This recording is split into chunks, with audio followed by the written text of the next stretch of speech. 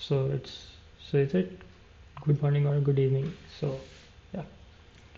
So today I studied proposition logic, and in that we kind of test the logical truth of the statements, and that's what I got at least.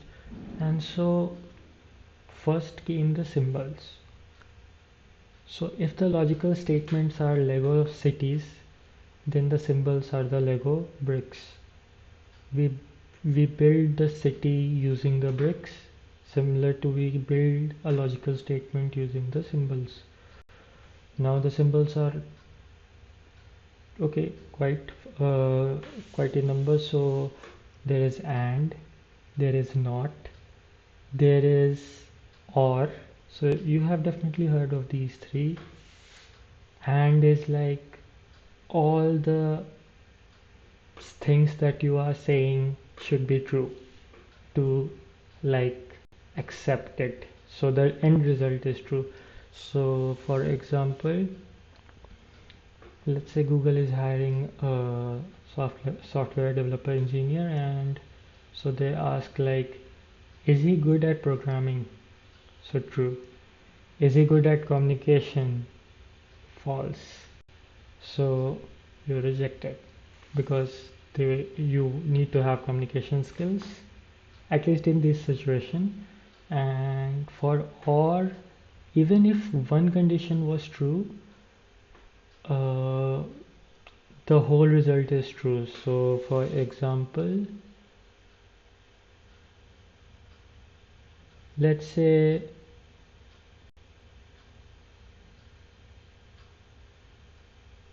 we have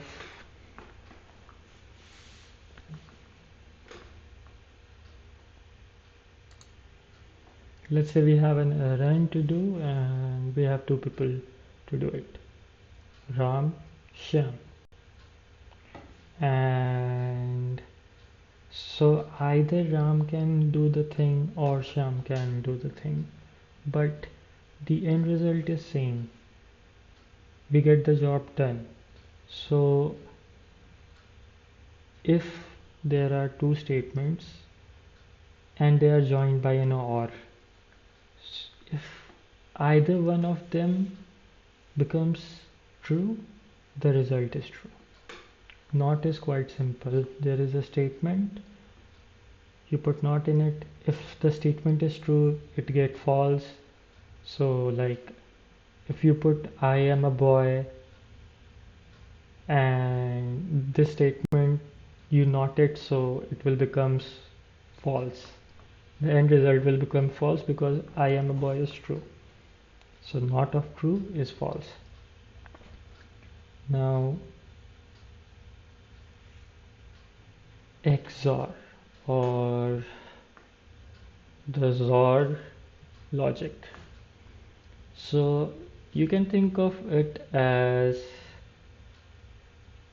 uh, you know, opposite poles of magnets attract and same repel.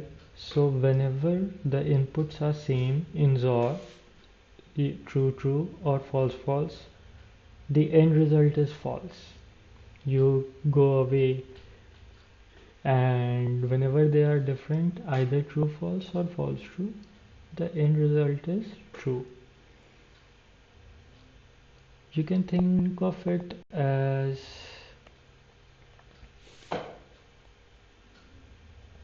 there is some task which requires a tall person and a short person. The tall person cannot do the task of the short person, and the short person cannot do the task of the tall person. Then XOR gate is like this, that we need to have both to be accepted for the task. So let's say I am a short guy and my friend is also a short guy. So who will do the task for the tall one? So will get rejected. So you can compare, you can think of tall as false and short as true. And then if I was tall and he was short, or he was tall and I was short, in both cases we would have got the job because we have the conditions required. So XOR gives for different true false, XOR gives true. And for the same, like we, even if we were both tall, we couldn't get the job because the tasks delegated to the small person would not have been possible to do. So yeah, and the this is quite funny and you think it's weird. So it's NAND, not AND. So whatever you did in AND, you put a NOT at its result and you get an and same for NOR. Yeah.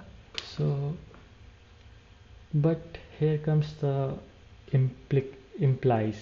So implies is denoted by an arrow and A implies B. It's a tricky one. So let's say I'm saying if I'm a human, I have two eyes. So let's say, so the condition that A implies B is if I am a human, this implies that I have two eyes. Now it may be false. A implies B can be false if B is false. But let's just look at it. So what if I was not human? I mean, I was a spider. I would have eight eyes, right? And so, so would it make sense to check whether if I have two eyes, if the initial supposition is false, that I am a human? So to avoid ambiguity,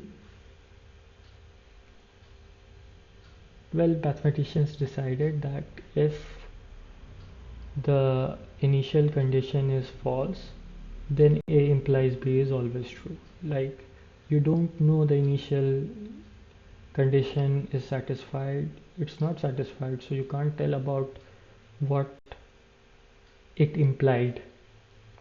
Same with the case of eyes. So if I'm a spider, I have two eyes. It's it's weird, but to avoid ambiguity, it has been taken. So whenever the initial condition is false, you can't tell something about the second condition, and that's why we take it as true. Now bijunction. Bijunction is if and only if. So I can